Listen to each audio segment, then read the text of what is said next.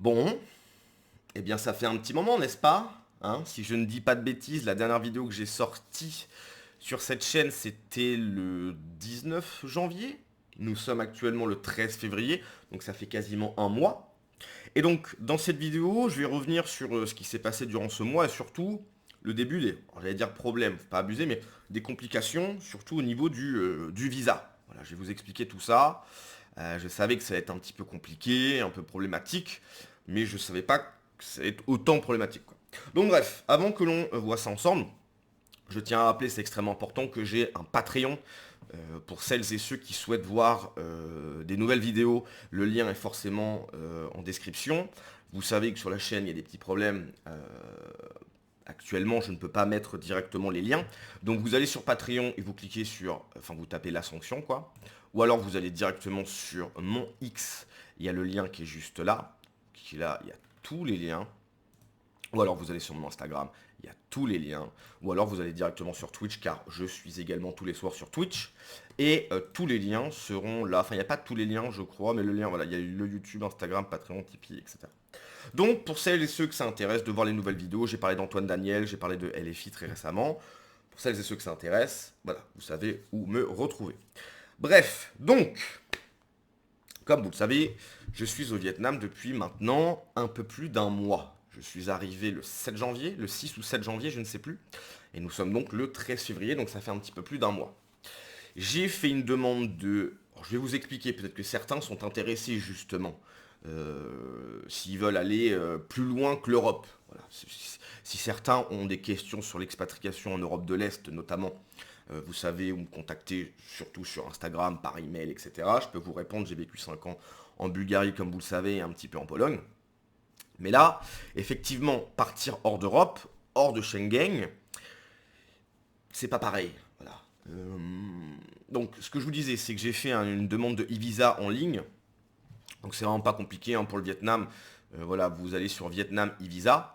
Vous remplissez une sorte de dossier, c'est assez rapide, ça prend 5 minutes, vous payez de mémoire 25 dollars, donc ça fait à peu près 20 euros.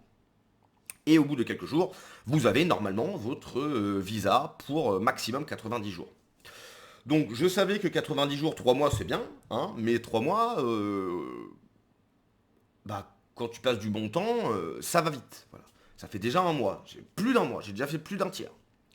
On va sur bientôt la moitié, techniquement. Là, dans une semaine, ça fera déjà la moitié, pardon. Et donc, je vais commencer à me poser des questions sur les visas. Et les réponses que j'ai obtenues, effectivement, alors il y a des solutions, mais c'est pas... Bon, pour faire simple, en fait. Une fois que tu es... bon, moi, je suis à Saigon, donc à Ho Chi Minh. Une fois que tu as fait tes 90 jours, il faut que tu sortes du territoire. Voilà, tu as fait ton visa, tu peux pas rester. Sinon, tu es illégal dans le pays. C'est pas ce que je souhaite, bien évidemment. J'ai pas envie d'être illégal dans un pays. C'est pas... Tu vois. Donc, une fois que ce visa est terminé, tu dois sortir du pays. Obligatoirement. Pour revenir, il faut que tu refasses une demande de visa. Donc, tu refais une demande de e-visa. Comment ça se passe? Pour Ho Chi Minh, par exemple, il faut que tu ailles... Alors, ça, c'est ce qu'on m'a dit, mais ça peut être d'autres pays, d'autres... Tu vois. Tu pars de Ho Chi Minh en bus, tu vas jusqu'au Cambodge. Donc déjà, tu tapes le bus, c'est des heures de bus. Il te faut un visa pour le Cambodge. Hein, je crois que c'est 25 dollars. Ensuite, tu dois refaire un visa pour le Vietnam pour rentrer et tu te retapes le bus. Donc ça, c'est tous les 3 mois. Comment vous dire? Le faire une fois, pourquoi pas? Le faire tous les 3 mois, ça va vite me saouler. Je sens que ça va vite me saouler, c'est pas quelque chose que je peux faire sur le long terme. Je le fais une fois, c'est rigolo, je prends le bus, c'est l'aventure, un petit peu. Ok, je vais pas faire ça tous les 3 mois. Qu'est-ce qu'on m'a proposé également? Faire un visa pour travailler. Il faut effectivement que je trouve peut-être une boîte au Vietnam. Le souci étant, travailler dans quoi? Hein, moi, je rappelle que j'ai fait une fac de biologie à Mont-Saint-Aignan, donc à côté de Rouen, et que au cours, hein, parce que bon, voilà, j'ai pas, bon, au cours de ma troisième année, je me suis dit non, je pars en Pologne. parce que je ne voulais plus vivre en France, donc je n'ai même pas terminé ma licence. Voilà. Donc j'ai terminé ma L1, ma L2, j'ai validé quelques matières euh, de ma L3, mais j'ai même pas ma licence. Voilà.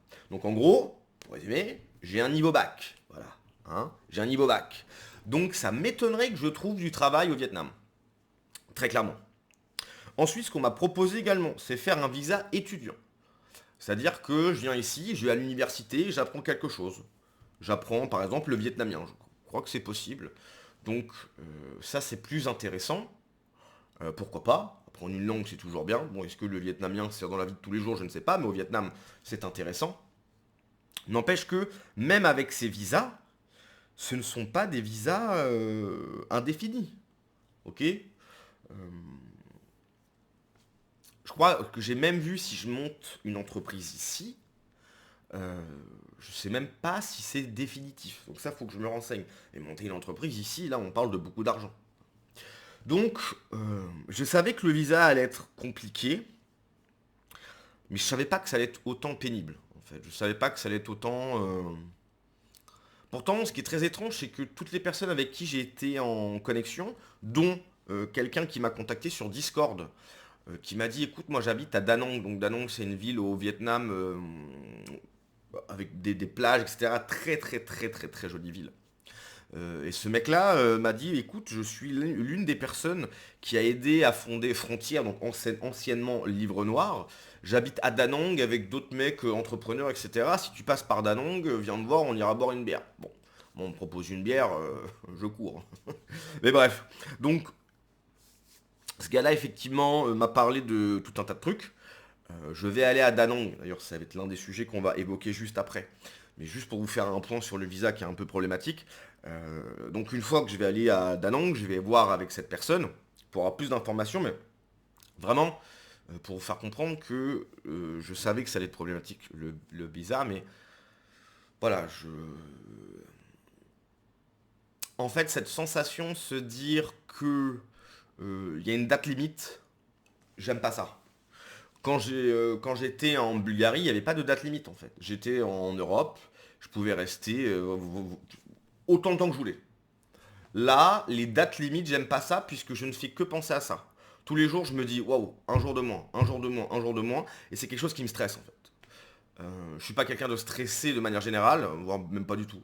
Mais ça, savoir que petit à petit, en plus, bon, parfois il est vrai que je procrastine. Hein, voilà, je dis non, non, mais je vais faire ça demain. Ça fait une semaine que je dois téléphoner à l'ambassade. On parle d'un coup de téléphone. Hein, je dis, ouais, je ferai ça demain, je ferai ça demain. On parle d'un coup de téléphone. Ça fait une semaine, je dis, bon, je ferai ça demain. Là, on est vendredi. Bon, tout à l'heure, je me suis dit, oh, début de semaine. Je procrastine. Donc effectivement, ce côté date limite m'enquiquine un peu. Je ne vous le cache pas. Donc, il faut vraiment que je téléphone à l'ambassade, effectivement, pour avoir plus d'informations. Mais, me connaissant, je sais que si cette situation, avec cette date limite à chaque fois, cette date butoir, continue, je me connais, hein, je sais que ça va me saouler. Je sais que ça va me saouler. Et ça m'embête parce que là, on en vient à une autre partie qui est très importante. Vous savez que mon arrivée au Vietnam a été compliquée dans le sens où dès le troisième jour, je suis tombé extrêmement malade. Bon, ça va, c'était une nuit. Hein. Voilà, j'ai pas passé 10 semaines, 10 jours dans un lit d'hôpital. Non, c'était une nuit. Mais vraiment, j'ai chopé une. Je sais pas si c'était une tourista, une intoxication alimentaire, etc. Mais comment vous dire, j'ai mangé quelque chose qui n'est pas passé. Et c'est-à-dire que ça sortait des deux côtés. Voilà, hein, je vais pas vous faire un dessin, mais ça sortait des deux côtés en même temps. Voilà. Et forcément, il y avait, bah voilà, quand tu es sur le toilette, faire un choix. Donc c'était assez compliqué. Le troisième jour, j'étais comme ça, il faisait hyper chaud parce que c'est le Vietnam, il fait très chaud. Et je me suis dit, est-ce que vraiment tu as bien fait de partir quelque part? Et donc, là, je suis un mois plus tard et je commence à m'y plaire effectivement au Vietnam. Je m'y plais vraiment. Et donc, je n'ai plus envie de partir.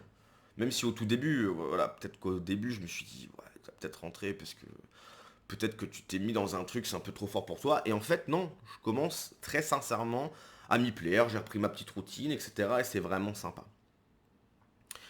Le truc est que je n'ai pas trop voyagé pour le moment. Ça fait un mois.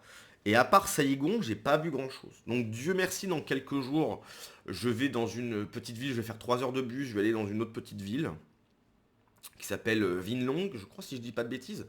Donc ça va être sympa. Fin du mois, je vais aller à Danang. Je vais en profiter pour aller voir donc du coup le gars qui s'est décrit comme l'une des personnes qui a aidé à créer Frontières, donc anciennement Livre Noir. On verra.